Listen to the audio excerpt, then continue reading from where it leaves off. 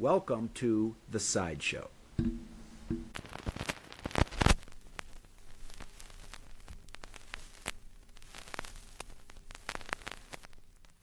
All right, welcome to another episode of The Sideshow.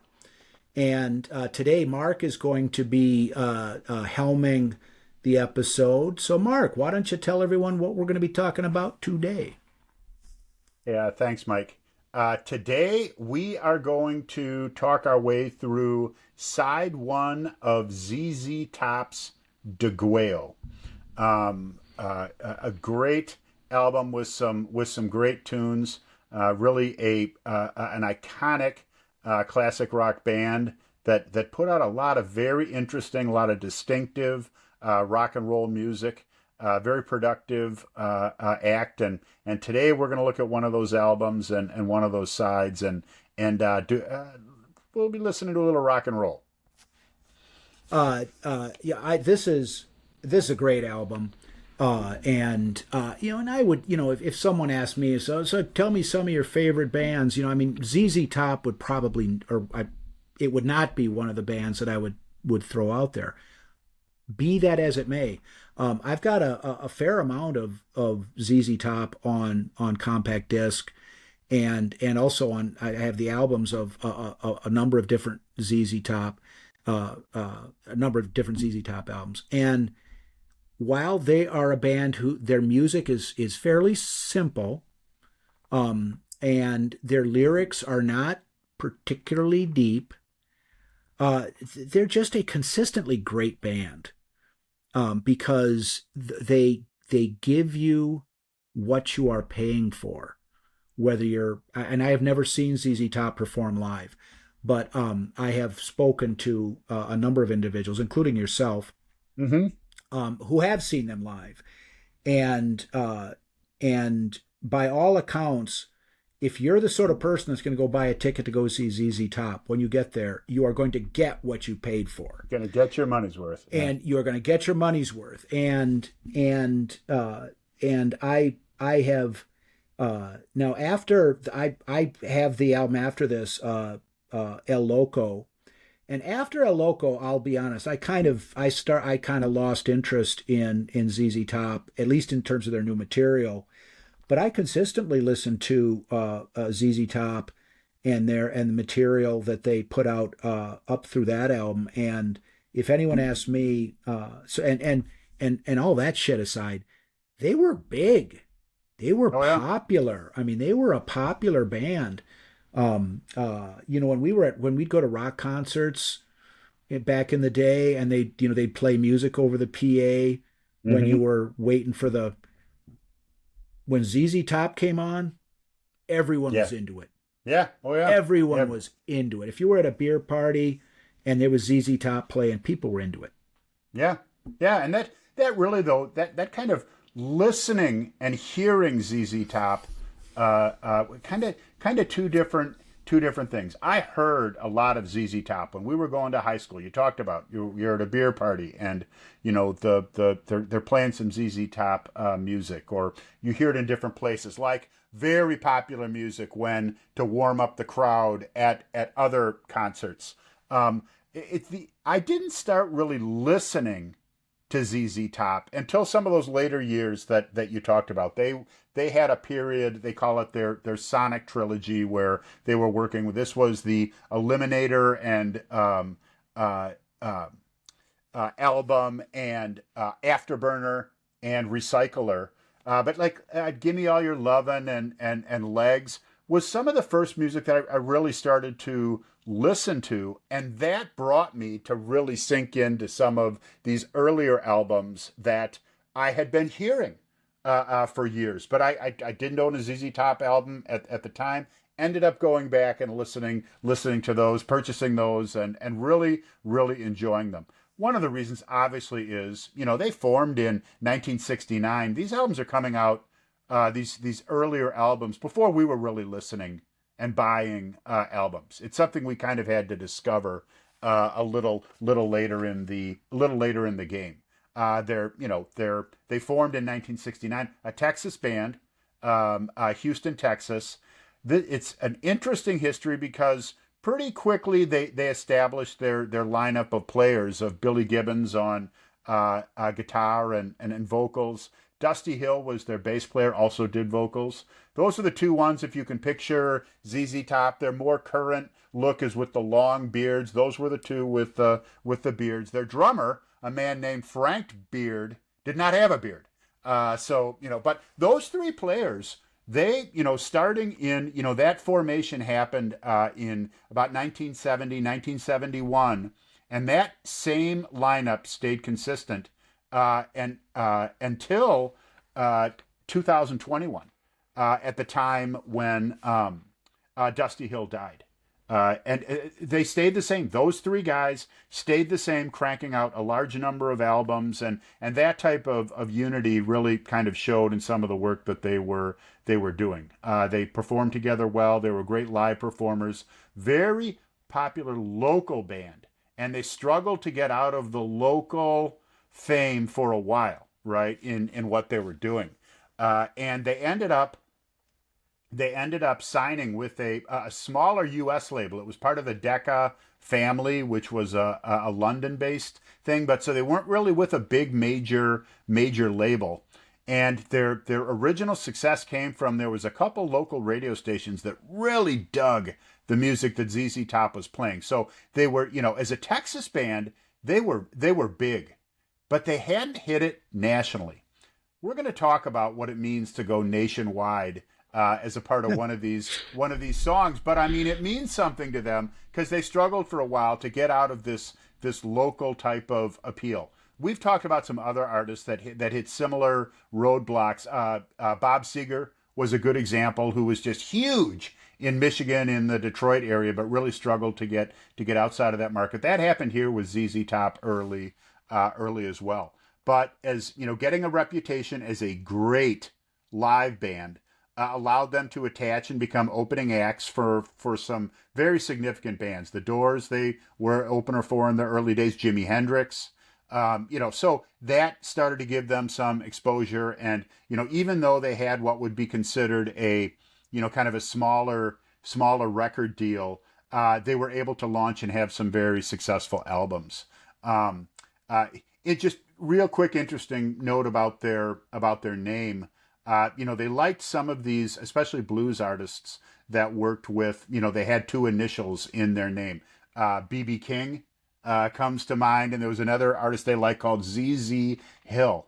And they originally thought of the name Z.Z. King would be what they were going to do. They just changed that up a little bit, and since the King is on the top, Z.Z. Top became the name. Obviously, very memorable name. Easy one to look up in all the record guides. They're the last one. They're on the last page with what they're doing, but really started producing a lot of content. Got into basically a record a year mode. Their first album was called ZZ Top's First Album. Another easy one to remember. And then 1972, Rio Grande Mud. 1973, an album called Tres Hombres, this is when they started to crack the nationwide type thing. Became a number 8 album, and had a song called LaGrange, which was just a really cool song. Great song, one that they would still be considered one of their greatest songs. And this launched them onto a very large, long, and successful tour that really made them nationwide, I guess, is what you could say with that. And then it was, the success breeds more success. So they come out with a kind of a half studio, half live album called Fandango. And with that comes, a studio song, Tush.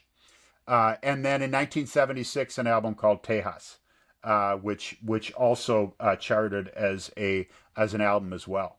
So now they're starting to hit the big time. They took a hiatus of 2 years. Their drummer was experiencing some drug issues, so he was getting that addressed. And it's kind of interesting.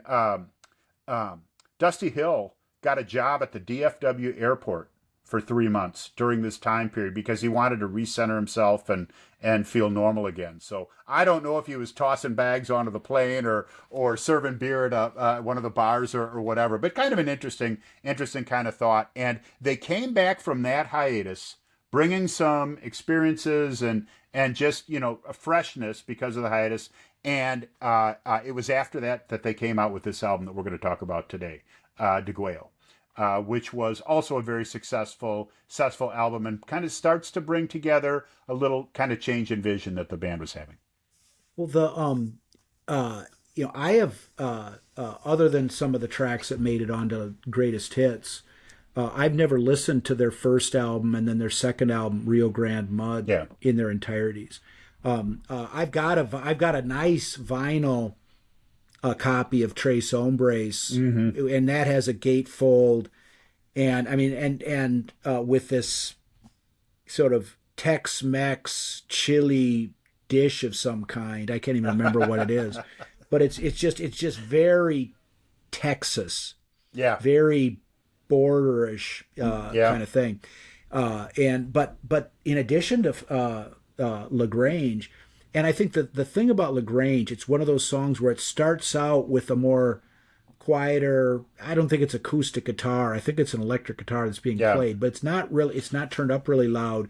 Yeah. And it's just the guitar. There's no drums in there. And then when the drums come in and the electric sort of crunchy guitar sound comes in, I mean, that's a thing. Oh yeah. And they did it. And there were other, there was the Waiting for the Bus, Jesus Just Left Chicago was on that. And I think they kind of hit upon their style on that album. Yes. And it's a simple, I mean, it's an uncomplicated style. Drums, bass, guitar.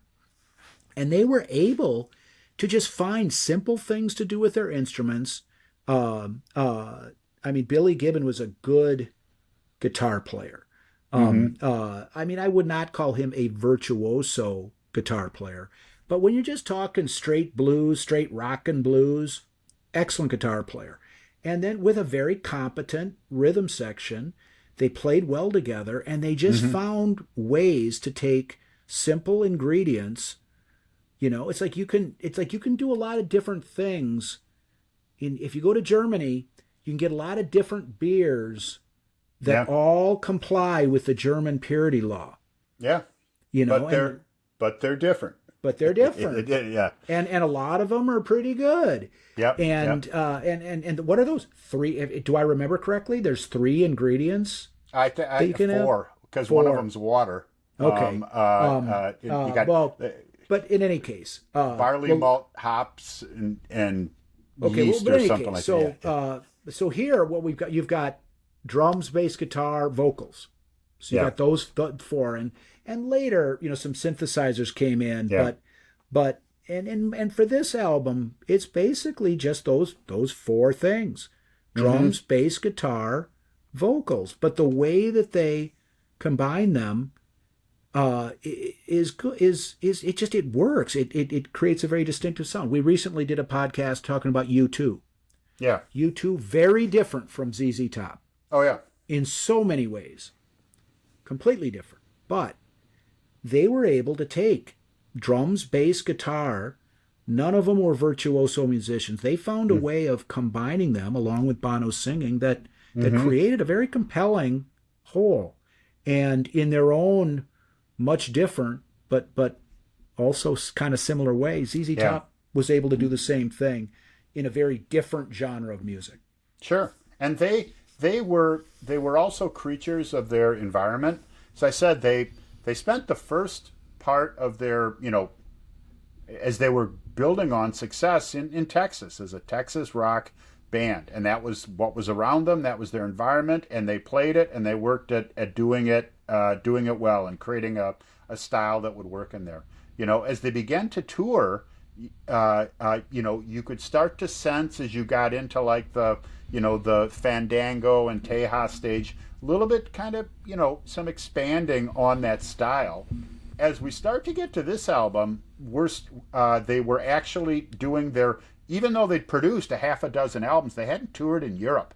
And they go over to Europe and they start to get influenced by some of the people that they're encountering over there. They shared some studio time in London with the band Orchestral Maneuvers in the Dark. And they've talked about in that this was like their introduction to, look, we should do some synthesizers into this, and maybe our on-stage act should be a little more choreographed and honest to our style, but we can enhance the performance by how we conduct ourselves on stage. So this is probably the most profound influence that Orchestral Maneuvers in the Dark ever had on real rock and roll. But it happened. I mean, they were open to, and we'll talk through a little bit of this album. There was other things that whether it be Dusty Hill or anyone within the band hears something, it's like, hey, can we use this somehow? They certainly were opening to expanding and building upon a style.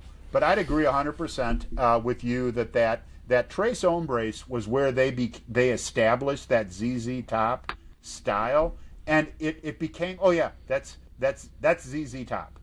And they departed for a little bit after Deguello. Again, we get into that sonic trilogy of stuff where they really were getting more pop and synthesizer like. They came back to their roots a little bit after those three. But some of the real powerful ZZ Top came from these earlier albums, and they were inducted into the Rock and Roll Hall of Fame in 2004.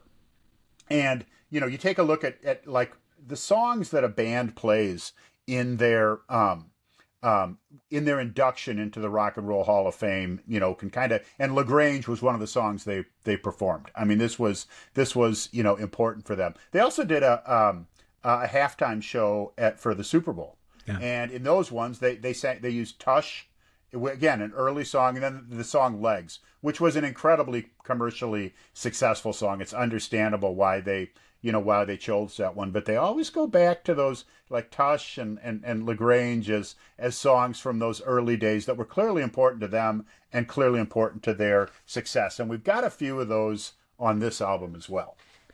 Fun fact, the halftime show that ZZ Top played for the Super Bowl just so happened to be, I believe, in early 1996 when the New England Patriots were defeated by the Green Bay Packers. The Green Bay Packers. Coincidence? While we're filming this particular episode, there's a Packer game on the TV tonight. So Mike is in gear. I'll be getting there shortly. So don't mean to influence the conversation with that, but yes, that was a Packer victory in the Super Bowl. Go Packers. There we go. Hey, okay, let's take a look at this album. This is the Deguello album. Kind of a cool album cover. Deguello basically means to slash one's throat or to behead someone. So you've got this skull down here. You've got a little, some shots through the paper here. Just kind of an interesting album. A little simpler on the back end. Just the some interesting fonts with the band members and the songs themselves. There's also an inner sleeve that shows a picture of the members of the band. They hadn't acquired the ultra long beards yet, but it was clearly coming.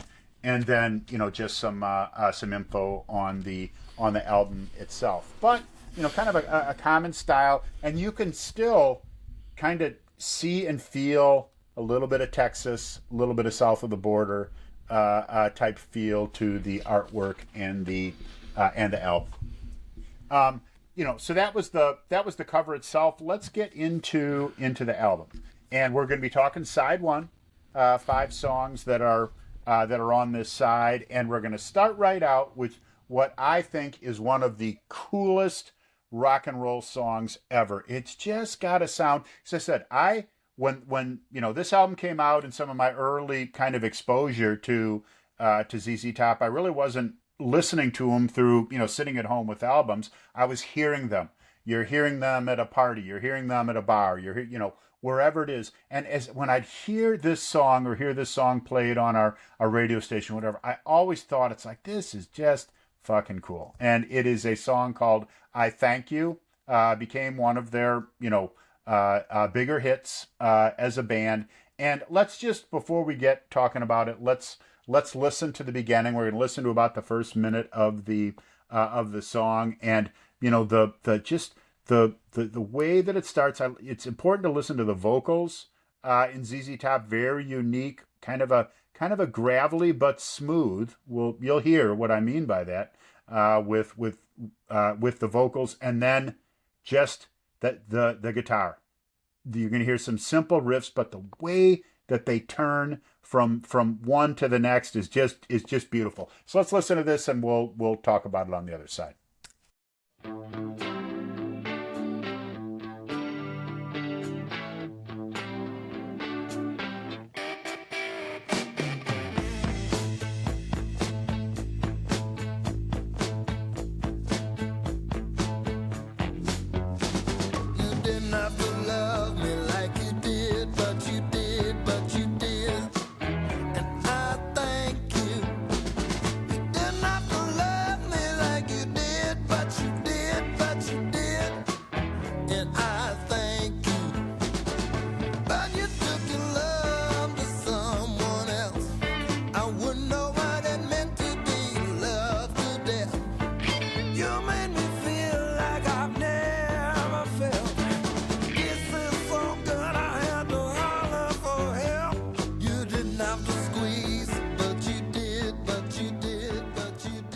Okay, so I just that but you did, but you did, but you did. You can just feel the blues influence, right, from this.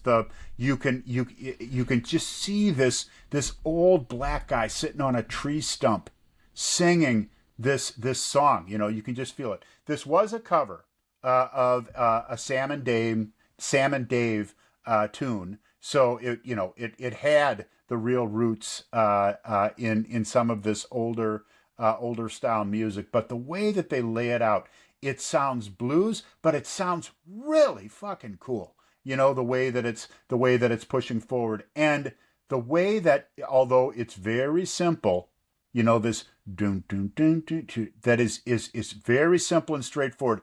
The way that they move between them, with the little do or the do. It just, as you listen to that goes through the entire song. It's it's such a cool song. The a couple things. You mentioned that this is a Sam and Dave cover. The backing band for Sam and Dave when they did their recording were the members of Booker T and the MGs. Mm-hmm. And those, Steve Cropper, the bassist Duck Dunn, Booker T. Jones, those guys could lay down a groove. Yeah. Stuff like Green Onions. Mm-hmm. And so, the Sam and Dave's band was the sort of thing where a groove was what you got more often than not. And when you hear the beginning of this song, you hear a groove. Yeah. And when the singer comes in, I mean, you picture some guy walking down the street who is cutting a path, kind of a badass, not necessarily menacing or fucking with people, but just badass. Yeah. And second, just that with the guitar, that you didn't have to love me like you did, but you did. Bam.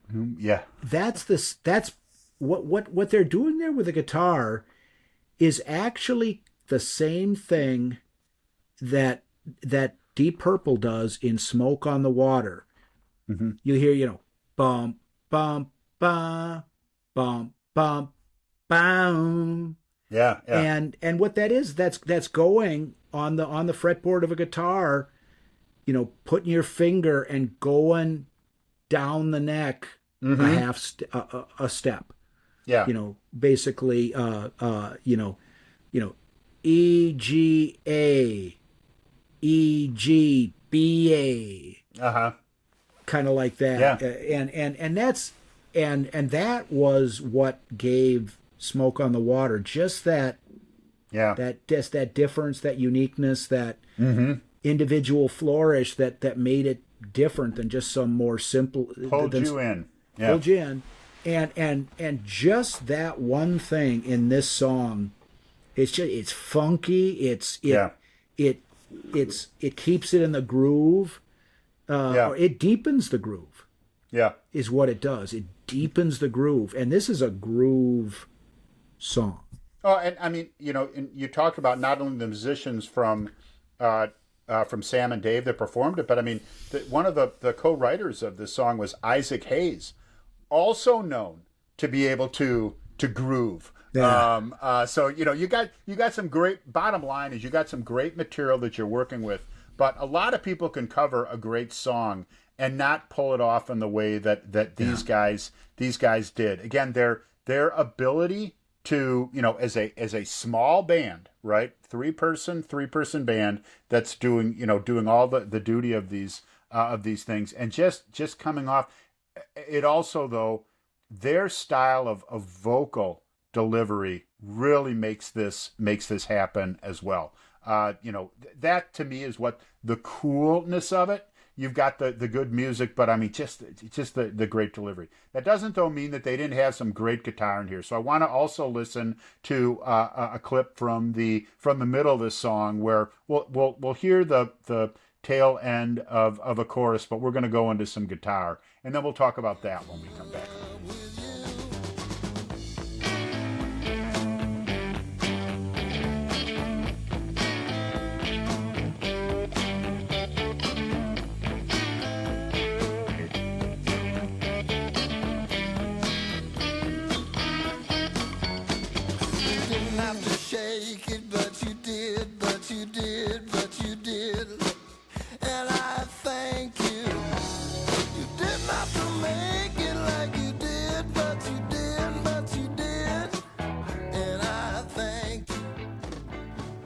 Okay, so we hear that delivery, and so above and beyond what I think is just a cool groove, steady, beat. We can bring some guitar in as well that takes us a little off the beaten path before it brings us back to take this song out. I mean, it just ends up being the full package of a song with just kind of a neat, driving, bluesy beat. I think a very solid vocal performance that's very distinctive to the style of ZZ Top, and some great guitar laid over the top of it. well, and one thing that I think that ZZ Top does very well is they use relatively. I'm not suggesting that anyone can go out and play this, but they use Yeah, relatively straightforward, simple guitar lines. The guitarist uses them so effectively yeah, that it's almost like the songs, if they got cluttered up with stuff that was completely different, you get some really speedy, intricate guitar player, it's almost like it wouldn't be as good. It certainly wouldn't yeah, be the same.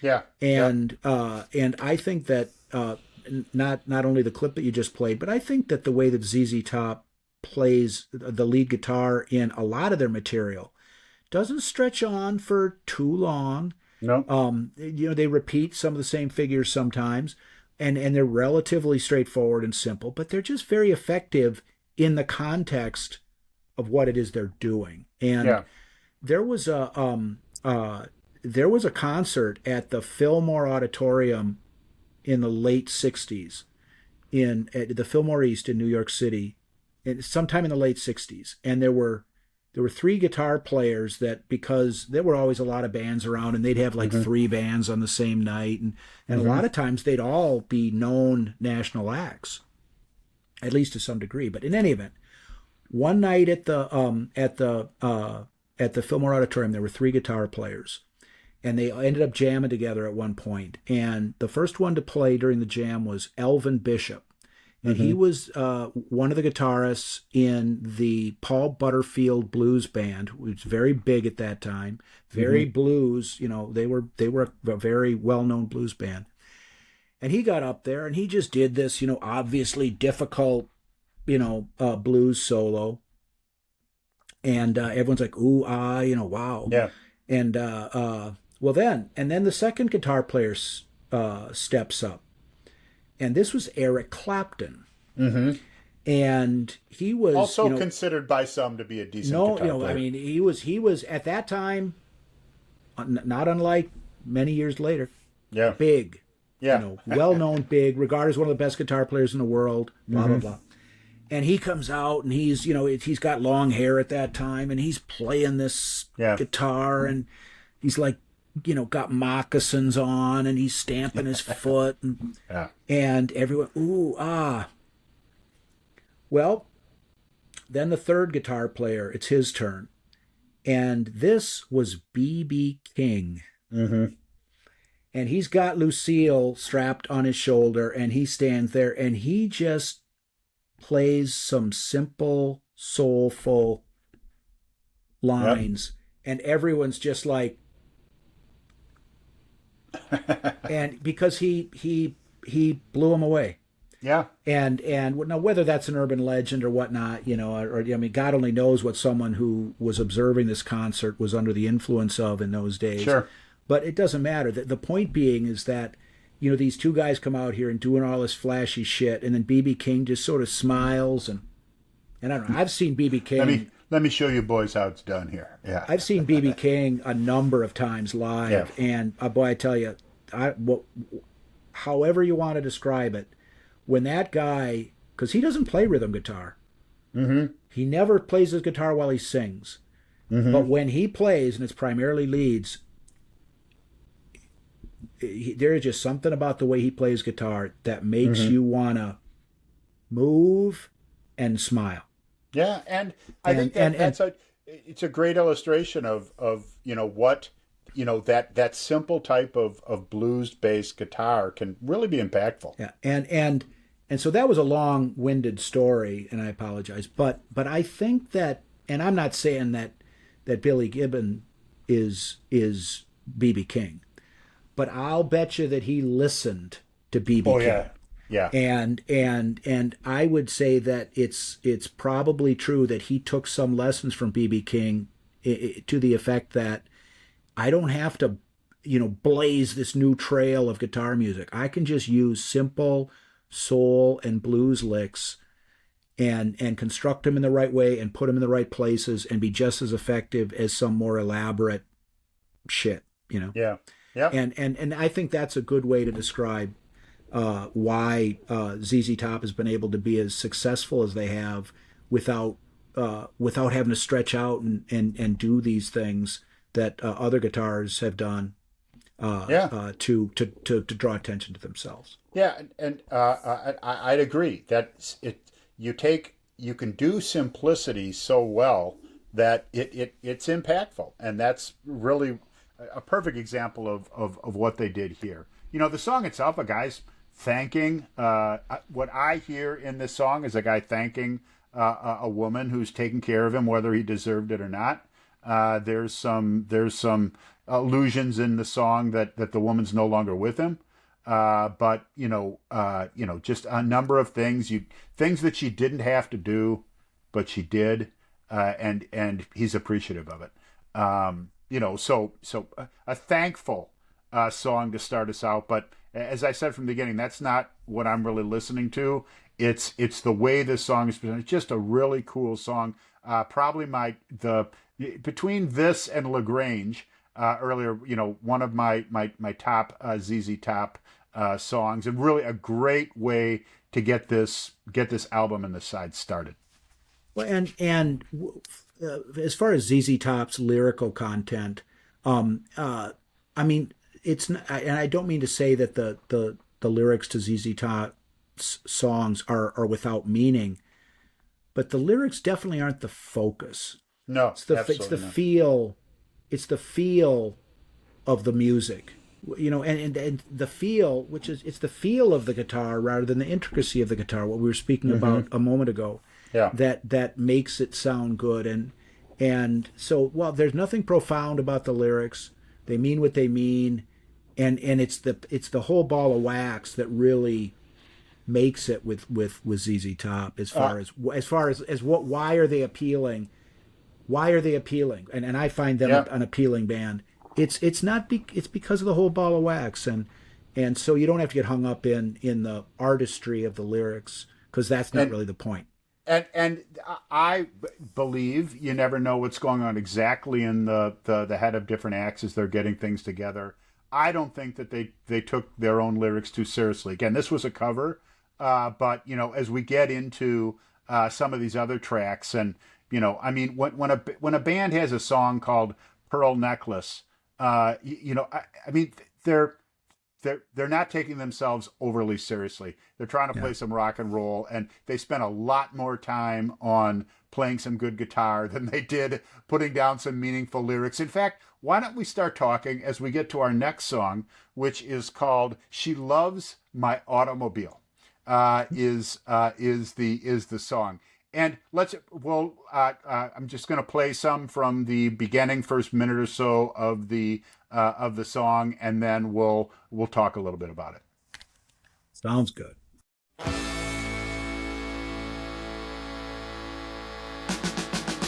She don't love me, she love my automobile. She don't love me, she love my automobile. But she would do anything just to slide behind the wheel. She said, what's it gonna take for you to lay your top on down? She said, what's it gonna take for you to lay your top on down? I said, honey, why don't you ask me when we hit the outskirts of town?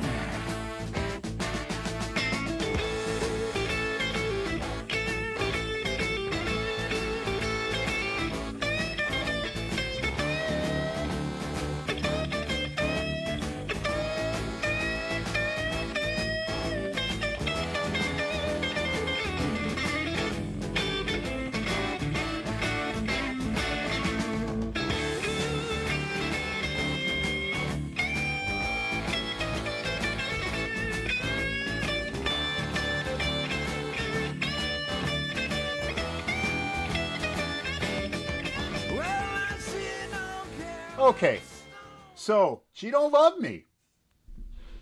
She loved my automobile, right? Is what they're saying. Now, as I just alluded to, beforehand, ZZ Top has never, been scared to talk about some sexual topics. I think by the time they got to Pearl Necklace and the Tube Snake Boogie, they had cast aside Yeah. any desire to try to conceal what they were talking about. A little more subtle in this one, but I think that we can all agree on the fact that there are things above and beyond a man's intelligence and his sense of humor and his sensitivity that can attract women. One of them being if they got a good car. That certainly is one of them. And technically, their abilities as a coxman, right, may also keep someone there. Now, the title of this song implies that they're talking about the car, but there's a very good chance they were talking about the other one, and potentially the only reason this girl is hanging around is for the sex this guy is giving her. And now, on the one hand, for a lot of people, especially a young teenage high school boy listening to it, I mean that's a great reason. What's the problem with that? As you get a little bit older, that can erode your security a little bit. That's the only reason that a woman is hanging around. But I mean, there's some notions in there. Well, she would do anything just to slide behind the wheel, and she's looking forward to when he's gonna lay your top on down, and that. So anyway, so having some fun with with the topic. But I hope you also heard there, though, that you've got a kind of a driving song as well with you get a little bit of horn in there, and then you get that guitar that we heard at the end of the piece as well. So not an overly serious song from a topic perspective, but a great song to listen to and take us into this album. Well, and on the subject that you were discussing about the meaning of the lyrics and their relatively machoistic sort of asserting their cocksmanship, I guess is the term you used. I can envision like a press conference after this album was released, and some sort of uptight interviewer, asking the band and say, now when in She Loves My Automobile, you sing, she said, what's it gonna take for you to lay your top on down? And then you sing, I said, honey, why don't you ask me when we get to the outskirts of town? Yeah. Are you insinuating that the taking down the top of a convertible motor vehicle is a metaphor for unzipping your fly? And the band's response would be, we're not insinuating that, we're saying it outright. Yes, exactly. Exactly. I think that's the case. And there's a lot of back and forth in rock songs about cars and kind of that really implying gonna drive right into your tunnel type stuff that you hear in a lot of songs. I mean, and there's other parts of this. They refer, she don't care if I'm stoned or sloppy drunk. You don't refer to anybody that's too drunk to drive a car as sloppy drunk. You do refer to a man who may be unable to climb into the bed and do well as a sloppy drunk. So I think they Mark, weren't beating around the bush that much. Mark, are you insinuating that when they sing "Long as she got the keys" and there's a spare wheel in her trunk, that's a vibrator? Are you insinuating such a thing? Well, it's, what did when Bruce Springsteen sang, all I want to know is what it feels like in the back of your pink Cadillac. What do you think he was talking about? Exactly. Yes. A lot of car references. So, in this, above and beyond the back and forth about the song, and again, ZZ Top gives through all their albums, gives us plenty of that, and some, whether it be hidden within the song or just outright said, we hear a lot of that. So if we switch from that and we take a look at the song itself, it's a good, solid song, and it really it provides us the ability to move from the first song, which I think is one of their best songs in all their albums, to another one of their great songs and hits for them. The third song on this track is "I'm Bad, I'm Nationwide." Which again, a lot of people, if you've heard some ZZ Top, if you listen to any classic rock radio, you've heard this song. That same type of, we've got a really kind of driving blues feel guitar, and that the vocals of there, that deep gravelly voice that you hear. And when I hear a song like this, I can't help but just envision a mechanic in an auto shop. Kind of the radio's turned up. They're listening to it while they're playing. They're wiping the grease off their hands, and they've got a cigarette coming out of their mouth. It's that kind of music. This ZZ Top was made for that type of scenario. For somebody building a house to be listening to that on the radio as they're working through the day. And I think that this low kind of gravelly, not clean and tight type lyrics, kind of just this low gravelly stuff just brings that out in what you can kind of see and feel in listening to this music, and certainly in this song, "I'm Bad, I'm Nationwide." Well, a couple things about "I'm Bad" and "I'm Nationwide." I think number one, this is a ZZ Top song. Oh yeah. You know, I Thank You was a cover, of Sam and Dave cover.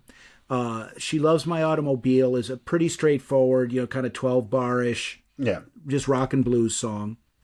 But this one, it's like this is when ZZ Top did something that just, it sounds like ZZ Top. Yeah. This was a song that they sort of created for themselves and became one of their signature songs. I agree. And second, I will always have a soft spot for this song.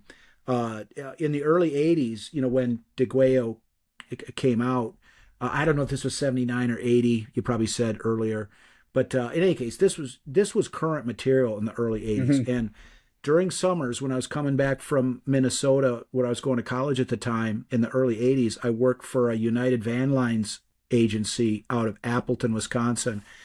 And had a great group of guys that I worked with.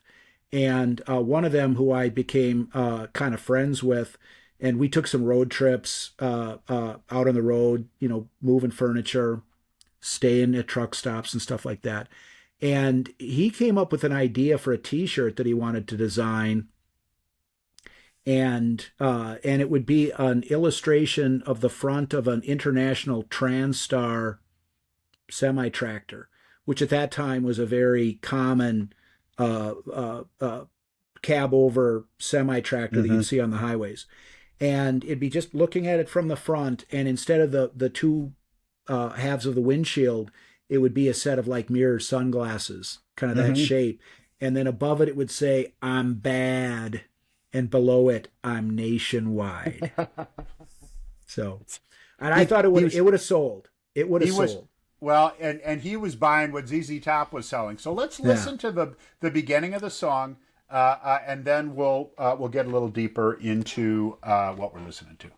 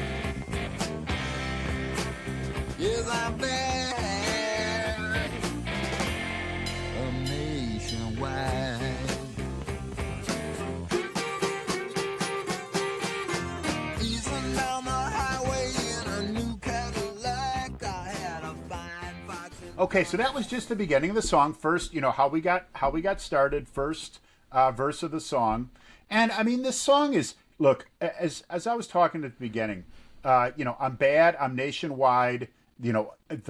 I've made it. I'm established. I'm the man. I'm the guy. Nationwide has a particular meaning to musicians. Again, even musicians that are making it and making a living as a band might not be nationwide. They're strong local acts, and that certainly was the case with ZZ Top. And you can picture them even as they're starting to put out their first couple albums and thinking, guys, we've got all the pieces here. We've got we've got a record contract. But they were not nationwide yet. And the moment that they did, that was I'm sure a big moment. When you start to round that third album, they hit the national charts. So nationwide means something to these guys. And this album, this was big. Oh, I mean, one of the songs. By this time, I was already familiar with stuff like LaGrange, mm-hmm. Tush. Those songs were I was familiar with. But the one that got the most attention, at least initially, or at least the one that I recall hearing first from this album, was Cheap Sunglasses, mm-hmm. which is on side 2. And but by that time, they were big, and it might have been the tour Yep. that they did after Deguello where they really that was the sort of the where they became a big band Yeah. on the national level, not just the AOR radio stations, but I mean, Yeah. that just your average person knew who they were, Yeah. knew that the album came out this and that, and so that's definitely true. And I don't know I already mentioned the truck stop kind of Yeah. motif that I will always have for Yeah. this song, but I was rolling down the road in some cold blue Blue steel. Steel. Now, what does that mean? Does it mean a truck? Could it mean any car? It Yeah. doesn't matter. It could apply to anything. You're rolling down the road. I got a blues man on the back and a beautician at the wheel. Now, I don't know what the fuck that means, but whatever it is, it sounds cool. Yeah. Yeah. It sounds like, yeah, we're going downtown in the middle of the night. We're laughing and we're joking and feeling all right. Yeah. Yeah. It's like, how can that be a bad thing? Yeah, yeah, and I mean, this song has three different verses, and they're basically talking about three different guys. And they're different guys because the way that they talk about the car, as the lyrics that we heard and that Mike talked theirs, they're in some cold blue steel. The second verse talks about someone going down the highway in a new Cadillac, and the third one talks about someone moving down the road in a V8 Ford. So three different people, and if you take a look at this, I see the first character who's got the bluesman in the back is a musician, somebody who's finally made it as a musician. I believe in the second part we're talking about kind of a high, a player, right, who's got a lot of women in the car. They're smoking Lucky Strikes and wearing nylons too. Fine fox in front and three more in the back. There you go. There you go. And the third one is more of they got a New York brim hat and a gold tooth displayed. Probably a pimp, or successful gangster, or that type of thing. That is there. All of them as they're going down the road, looking at these, the spoils of their successes, thinking I'm bad and I'm nationwide. And they've got some great music that goes along with it. Let's listen to another clip now. At the end of the very first clip that I played, you heard that piano, that dun dun dun dun dun dun dun dun, and that kind of serves. They use that as a break between each of the segments. So we're going to start the second segment. You'll hear that same thing, and we move into some guitar. And before you play the clip, I think it's worth noting that piano there, I think that's the first keyboards we've heard on this album. Yeah, and it's relatively limited. I mean, this even though that piano is kind of an important part of this song, it's still sticking to guitar, bass, drums and vocals is what drives this music. Absolutely. So let's listen to that, and then we'll finish off the song on the other side.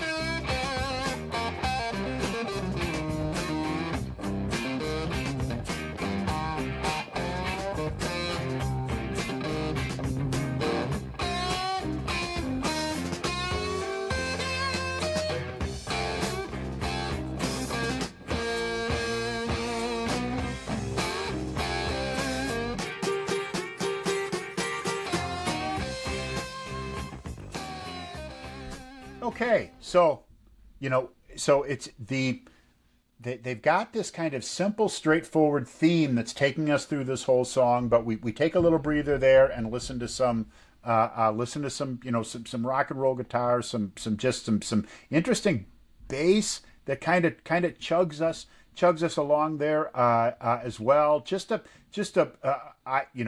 In some cases a pretty heavy blues rock kind of song. And again, it's ZZ Top, so that just real ultra low vocal that's taken us through. I think it's a great middle point in this side, but I mean one of the better ZZ Top songs. Well, and this portion of the song is no, as I mentioned earlier, I have not seen ZZ Top perform live, and I haven't even seen a lot of stuff like on YouTube of them performing or whatever. I just and I haven't listened to the live side of Fandango. I don't think ever. Mm-hmm. So I don't know what they're like in concert. Although I've heard, by all accounts, they are excellent live band. Yeah, and I've seen them a couple times, and I can talk about that. But yeah. But in any case, I imagine that if back at around this time, if you went to see ZZ Top, and when they played like LaGrange, Tush, the versions that they would play they wouldn't stretch out. They'd be kind of more or less comparable to the studio versions. On this portion, however, of this song, this is the sort of thing you listen to this and you imagine, in concert, they might stretch this out a little and kind of have a more intricate, maybe more complex guitar jam if they were going to play this live. And kind of this is sort of this leaves some room open to do some playing, do some more extended instrumental music at this point of the song. That's what I hear. Oh, and I think that's absolutely accurate. I saw them the first time I saw them was on their Eliminator tour. So this is in the mid '80s. I saw them in Ludwigshafen, Germany, when I stationed in Mannheim, a city right next to Ludwigshafen. Pretty standard stop for a lot of popular American groups that were coming through.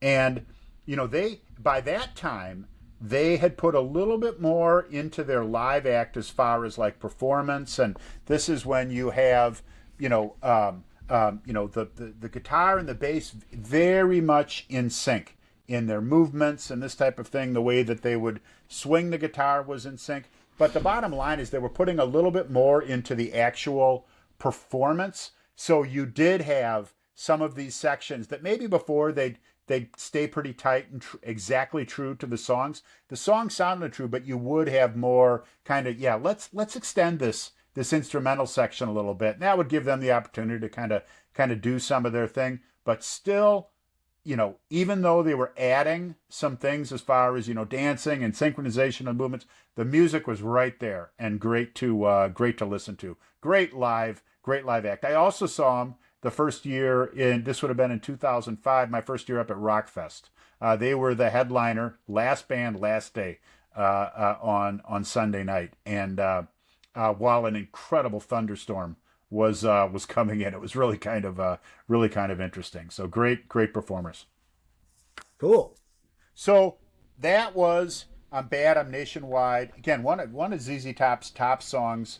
And then we move into from there to a song. The fourth song on the side is called "A Fool for Your Stockings," and this is much more of we tone it down a little bit. A much kind of a slower blues kind of song.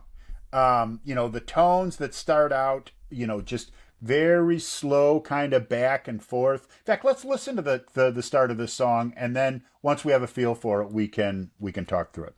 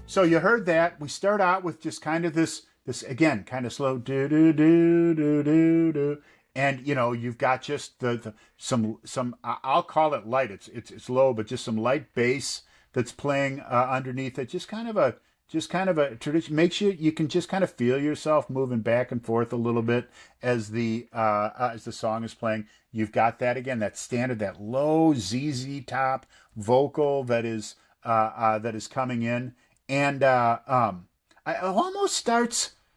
It's not quite, but the lightness of that guitar almost it reminds me a little bit of the song "Hey Joe" by Jimi Hendrix, right? Just kind of a we're not going to be jamming right here. But we've got some good guitar that is gonna come along with us here, and I even get it's not, but I even get as we start with the lyrics a little hint of almost like some Stevie Ray Vaughan, right? That you hear again in some of his kind of again, not his jams, but that kind of lighter feel to it. So it's an interesting sound, and just kind of a I'll say low key blues kind of thing going back and forth about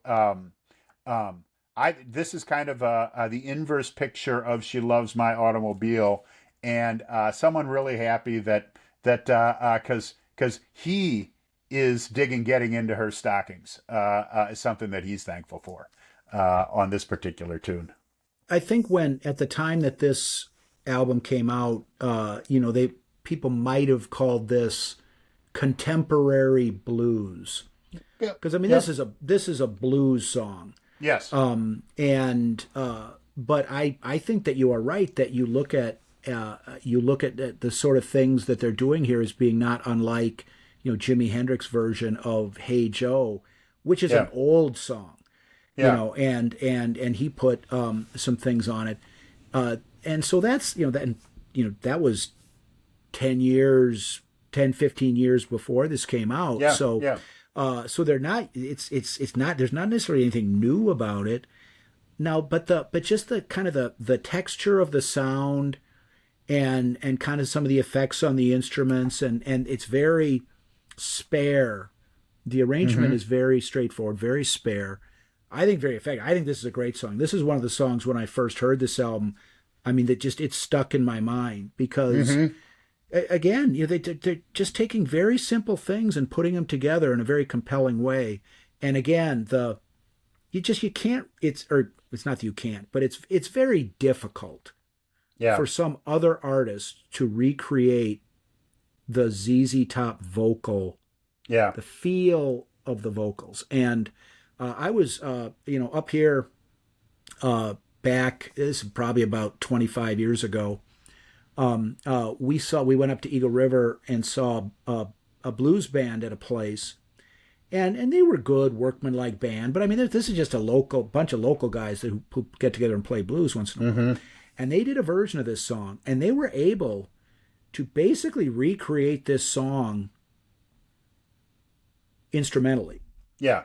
But it just didn't sound the same because of the vocals. I mean, the guitar players did. There were two guitar players in this band, and they were able to achieve the kind of that feel of this song guitar wise, but it didn't sound the same because of the vocals. So that's another illustration of how ZZ Top they managed to put together a pretty potent ball of wax with some relatively simple ingredients and have their own secret sauce that makes them unique and makes them the sort of band that got as big as they did.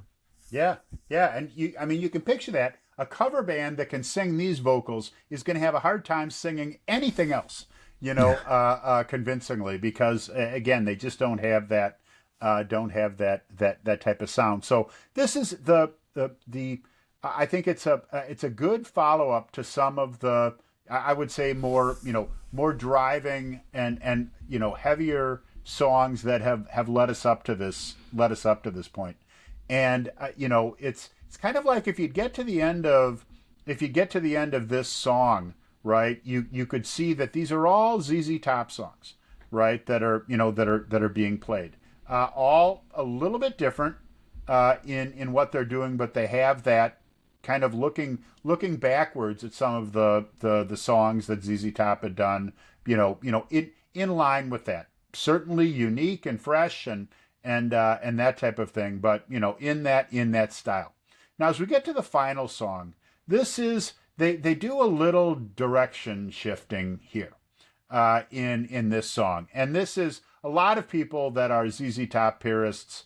Would be just fine if they'd have thrown this one in the on the floor of the cutting room, because they do some different things. It's a different sounding song. This is as they're starting to get influences on some other directions, some other types of music, and some other technology. I mean, Mike pointed out earlier, it was kind of a big deal when they brought in a keyboard to one of their songs. It made an impact. Now, when you start talking about synthesizers and other types of effects, I mean, that's a pretty big change in direction. And people that were aligned with songs like, I'm Bad, I'm Nationwide, or I Thank You, or from the other side of this album, songs like Cheap Sunglasses. The fifth song, Manic Mechanic, is kind of in a different place, right, than these. It's interesting. As I said, the band, although from deep in the heart of Texas, they were always open and listening to different sounds and effects and these types of things. And in this particular case, Billy Gibbons had watched an episode of the Phil Donahue Show, and and they'd had a guest on the Phil Donahue Show, and they didn't want to reveal their identity, so they'd shaded them, and then they distorted their voice. So and he thought that sounded kind of cool, so he inquired with some of his technical staff, and they said, yeah, that's a pitch shifter that they're using to distort the voice. So Billy was like, hey, maybe we can do that. So on this song, they pitch shifted both the vocals and the guitar, right? On this, to create just a different type of song, and it was different. Let's listen to the first minute or so of this song. It'll become pretty evident right away that this is not like any of the other songs that we've heard on this album, and then we'll pick it up after that. All right.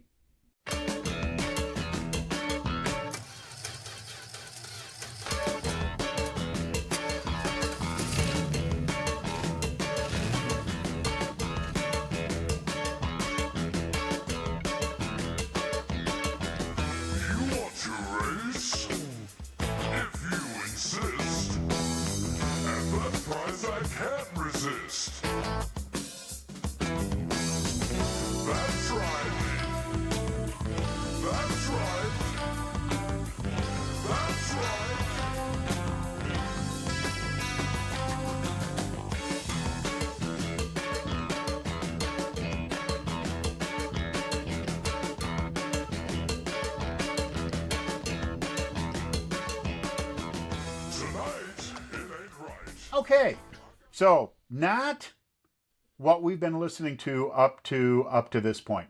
It kind of jars you, that da-na-na-na-da, right from the beginning. They do some interesting things with the vocal, especially that's right, very distinct. You can hear the ZZ Top vocals in there, that deeper type of sound, but this is clearly an experiment on the part of the band, on the part of Billy Gibbons, who wrote just about all their material that was there, to try to do something a little bit different.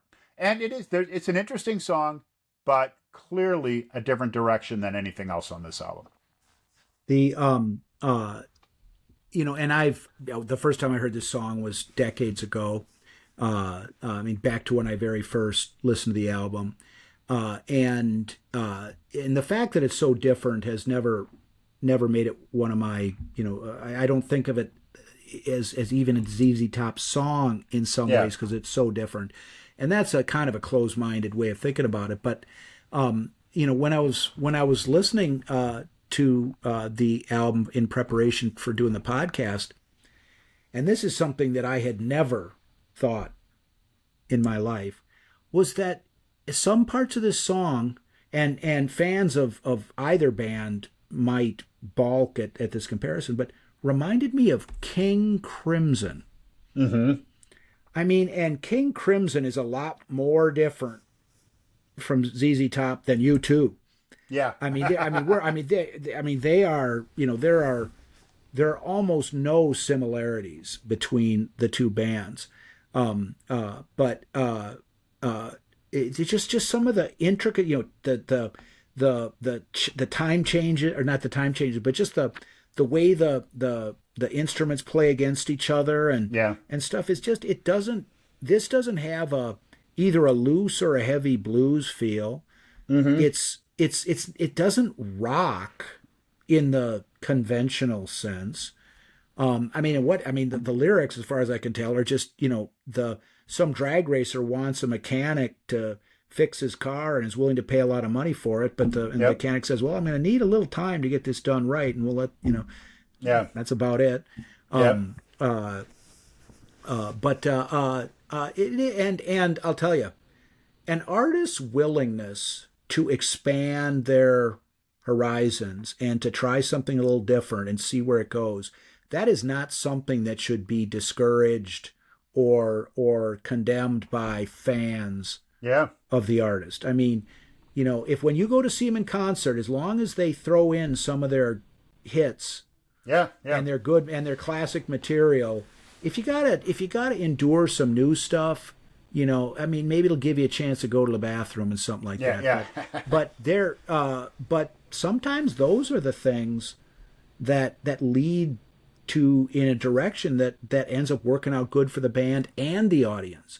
Yeah. I'm not saying that that's the case with this particular song in ZZ Top, but the point I'm trying to make is that it's to the band's credit that they're like, let's try something a little different. Exactly. I agree. I agree 100%. It's by trying new things that you get the really great stuff. Now, not everything that's new ends up being great or good or in any way. And this song, again, if you take it out of context and just kind of listen to, because I agree with you, there's some parts of this that are interesting and kind of fold together well. It's, if anything, it's just a little jolting the way musically that it kind of dives right in with a hecticness to it that, especially right after you kind of listen to, just a very smooth blues song in A Fool for Your Stockings into this. I find it an interesting arrangement of the songs. And, I said, and we, typically, are really looking at, and this is a very solid side all in. It is an interesting kind of strategy that they had to lay it out in this way. So interesting song, just different from kind of the four songs that led us to it.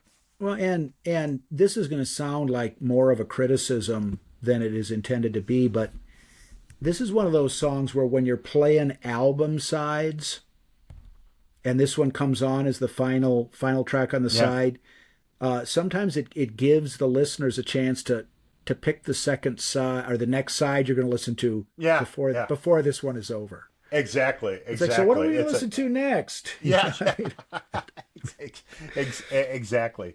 On the same token, though, right? It is an unusual song. It's a band that is trying to work with a new technology that isn't overly present in a lot of music up to that point anyway, right? Some of the synthesizer and shifting type stuff and that type of experimentation, and so it's an interesting listen from that perspective.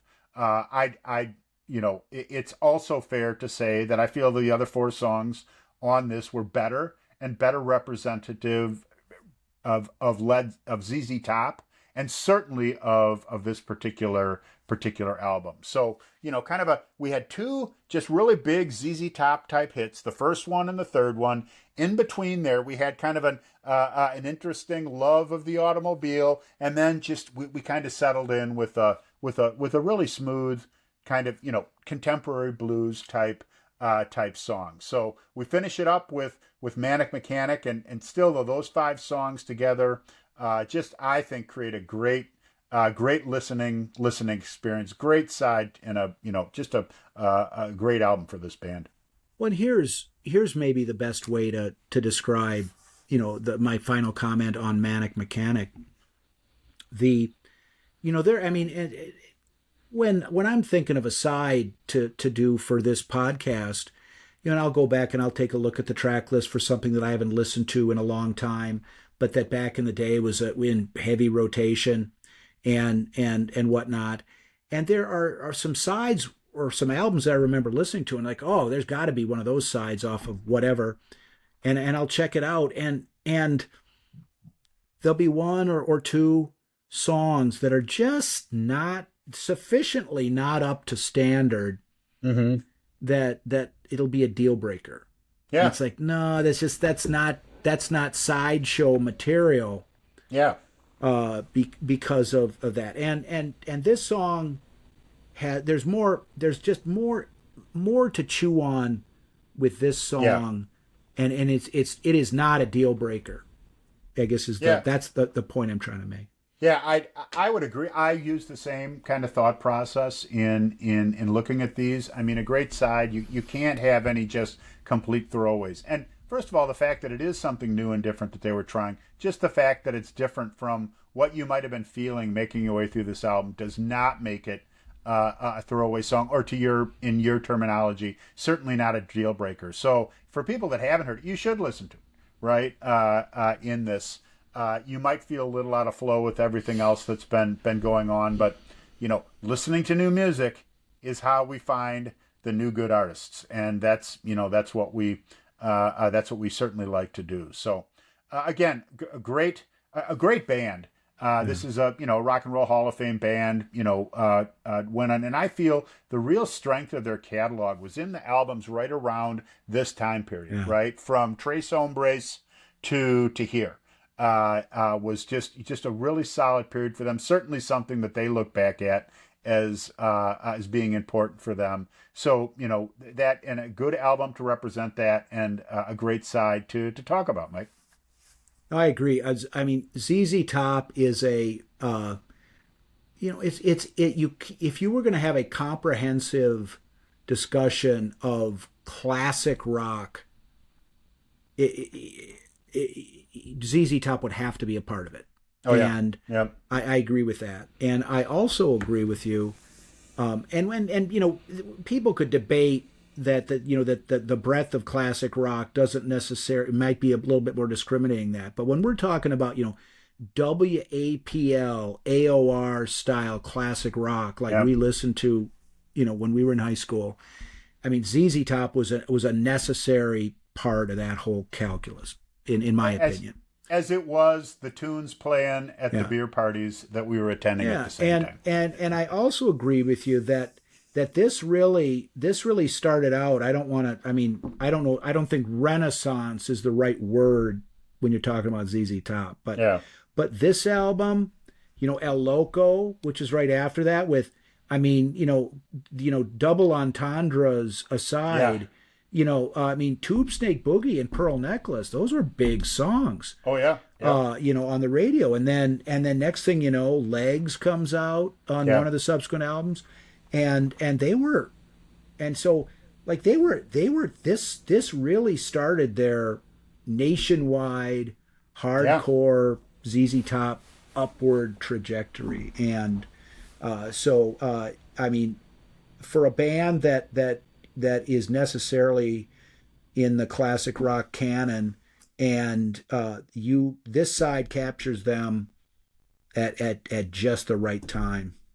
Absolutely. And the great conversation, Mike. All right. Well, Mark, we will talk to you next time, and in the meantime, go Packers. Go Packers.